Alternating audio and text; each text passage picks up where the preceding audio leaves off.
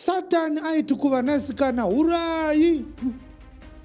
Vakomana vekuchechi vanoregerera, vanonzwisisa ende vanochengeta. God have mercy upon us. Mwari akarega ake kurangarira maziva ekusaziva chiroorwa ina Mwari ina handisi Mwari. Kana Mwari achiregerera maziva ekuhura kwenyu, kuno kwaChiwenga muri kutsvagei?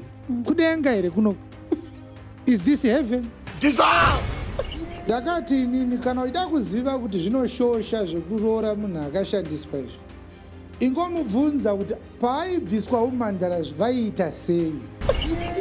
A boy who has never been married is committing a sin if he marries a defiled woman.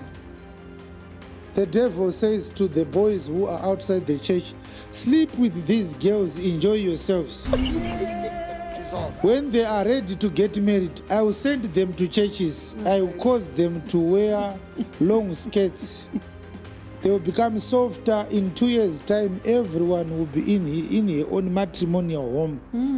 The boys in the church, they are very forgiving. They are very understanding.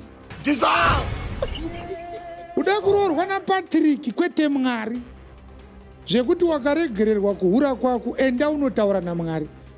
Patrick akanzi naMwari, unotoroora mhandara. Kana mhandara dzakapera, munodziwana kupi? That's none of your business. Andamboya uzotsvaga mhandara kumba kwenyini. Tozviziva kuti kumba kwenyu hakuna mhandara. This woman is a Lionel Messi in marital matters. She is your ancestor. She can train you everything. She has done it all.